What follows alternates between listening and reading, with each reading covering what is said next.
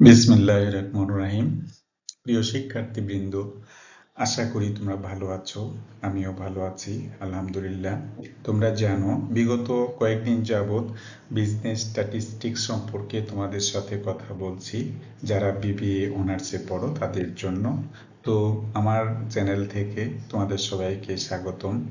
এরপরেও যদি বুঝতে প্রবলেম হয় অবশ্যই 01711481315 এই নাম্বারে যোগাযোগ করবে। আশা করি সেটা আমি বুঝিয়ে দেওয়ার জন্য চেষ্টা করব। যারা বিবিএ অনার্সে আছো সেকেন্ড ইয়ার, তাদের জন্য একটা সাবজেক্ট বিজনেস স্ট্যাটিস্টিক্স, সেখান থেকে আমি আলোকপাত করতেছি।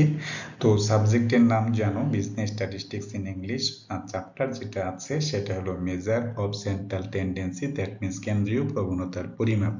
তো কেন্দ্রীয় প্রবণতার পরিমাপ সম্পর্কে বিগত ক্লাসেও আমি বলেছি যে কোনো একটি সংখ্যাকে ঘিরে অথবা কোনো একটি সংখ্যাকে কেন্দ্র করে অন্যান্য সংখ্যার নেতৃত্ব প্রদান করা, সেটি হচ্ছে মেজার অফ সেন্ট্রাল টেন্ডেন্সির কাজ।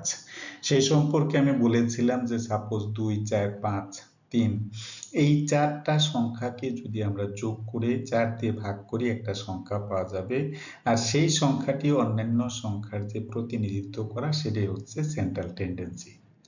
আশা করি তোমরা বুঝতে পেরেছো। এখানে আজকে যে লেকচারটা দিচ্ছি, 6 নম্বর লেকচার দিচ্ছি। তো এখানে বলা আছে, দেখো, গ্রুপস অফ মিডিয়ান। এই ক্ষেত্রে একটু খেয়াল করো, যে গ্রুপস অফ মিডিয়ান মানে হলো মিডিয়ানের অনেকগুলা গ্রুপ থাকতে পারে। যেমন ধরো median, first quartile, second quartile অথবা মিডিয়ান, থার্ড কোয়ার্টাইল, আরো কিছু আছে, সেটা আমি আজকে আলোচনা করব না। যেমন পার্সেন্টাইল হতে পারে, সেটা পরবর্তীতে আমি ডিসকাস করব। তো এই জন্য এটাকে আমরা বলতে পারি যে গ্রুপস অফ মিডিয়ান। তো গ্রুপস অফ মিডিয়ানের মধ্যে তোমরা জানো আমি তোমাদেরকে এই যে মিডিয়ান নিয়ে আলোচনা অলরেডি করে ফেলেছি।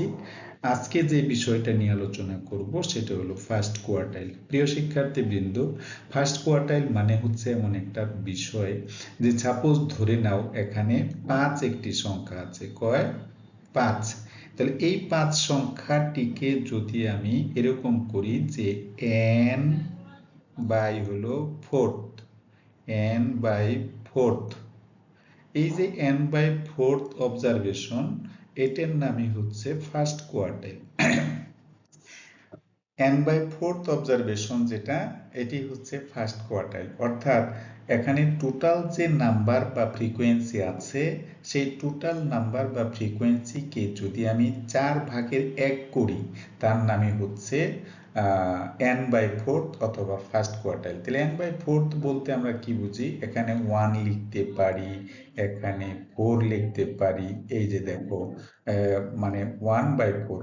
1 বাই 4 বলতে কোনো গণসংখ্যার 4 ভাগের 1 ভাগ। এই জন্য আমি এনে n লিখছি। কি জন্য?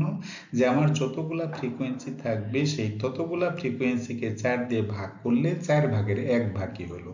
তাহলে n দ্বারা এখানে কি বোঝানো হচ্ছে? n দ্বারা বোঝানো হচ্ছে টোটাল নাম্বার অফ ফ্রিকোয়েন্সি। আশা করি তোমরা বুঝতে পেরেছো। তোমাদের বোঝার সুবিধার্থে আমি এটা মুছে দিচ্ছি, একটু খেয়াল করো। তাহলে আজকে আমি কি আলোচনা করতেছি? আলোচনা করতেছি ফার্স্ট কোয়ার্টাইল। তাহলে ফার্স্ট কোয়ার্টাইল কাকে বলে? ফার্স্ট কোয়ার্টাইল মানে হচ্ছে কোন ফ্রিকোয়েন্সির মধ্যে 4 ভাগের 1 ভাগ যেটা আছে সেটা হচ্ছে 4 ভাগের 1 ভাগ।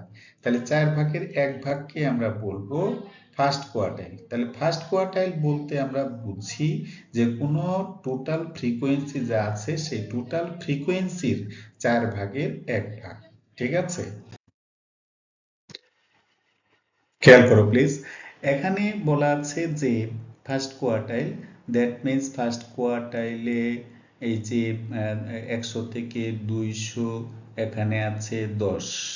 এটা আমি আলোচনা করেছি। টোটাল যে বিষয়টা দেখো, কিউমুলেটিভ ফ্রিকোয়েন্সি মানে হলো প্রথম সংখ্যাটি আছে 10, এই 10-এর সাথে, এই যে 10-এর সাথে আমরা কি যোগ করেছি? 12। তাহলে কত হবে? 22। 22-এর সাথে 11 যোগ করলে হবে কত? 33। 33-এর সাথে 9 যোগ করলে হবে 42। 42-এর সাথে 5 যোগ করলে হবে 47। সুতরাং এই যে একটার সাথে আরেকটা যোগ করে আসছি, তার নাম হচ্ছে কিউমিলেটিভ ফ্রিকোয়েন্সি, দ্যাট মিনস ক্রমযোজিত গণসংখ্যা। এখন যদি আমি একটা সূত্র সেট করি যে size of Q1 1/4 observation, that means 47কে n দ্বারা ভাগ করলে, 4 দিয়ে ভাগ করলে 11.75 লাইজ ইন দ্য ক্লাস 200 থেকে 300। একটু খেয়াল করো যে এই যে 11.75, 11.75 কার মধ্যে আছে? 11.75 আছে হলো 22-এর মধ্যে। সুতরাং এই লাইজ ক্লাসটা কত? 200 থেকে 300। ঠিক আছে, তাহলে এখানে 200 থেকে 300, now using by formula Q1 L1 plus n/4 minus PCF নিচে Q1 into হলো 10। here L হচ্ছে lower limit of first quartile, তো lower limit of first quartile হলো 200, এই জন্য এখানে লিখেছি 200। n/4 হচ্ছে এখানে কত? 11.25। PCF হচ্ছে তার আগেরটাই যে 10, তারপরে FQ1 হলো ফ্রিকোয়েন্সি কত? 12, এ হচ্ছে 12, আর ইনটু হলো তোমার কত? ক্লাস ইন্টারভেল হচ্ছে কত? 100। সুতরাং এই যে এটাকে যদি আমি ক্যালকুলেশন করি 10.42 অর্থাৎ 10.42। আশা করি তোমরা বুঝতে পেরেছো। ঠিক আছে, এইভাবে ফার্স্ট কোয়ার্টাইল নির্ণয় করা হয়। পরবর্তীতে আমি অন্য বিষয় নিয়ে কথা বলবো।